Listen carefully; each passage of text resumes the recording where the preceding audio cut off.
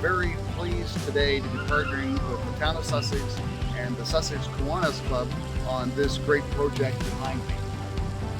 Irving Sawmills in Chipman and Sussex were both able to donate some lumber materials towards the construction of this facility. And as you can see, it's very well designed, well built, it'll last for a long time, and it's in an excellent location. It's right here in O'Connell Park, but also it's in the network of trails that are all around the Sussex area. So whether you're 2 or 92, it'll be a place that you will appreciate. Over the last couple of years, we've been developing a strategic partnership with the various community groups like the Kiwanis Club of Sussex.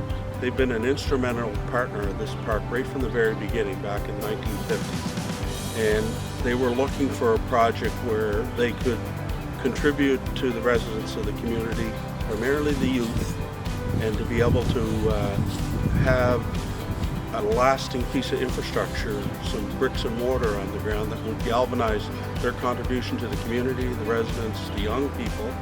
This is our 75th anniversary, and it's kind of neat because where this building sits is where 75 years ago we built the community pool. Mr. O'Connell was so enthralled about children and giving children a place to play, and so we wanted to sit down and go around the table to see what can we do to make this park everything he desired when he first created it in his name. When we team together on a project in the community, it's not just the Kiwanis in the town, it's the whole community. The whole community funded this.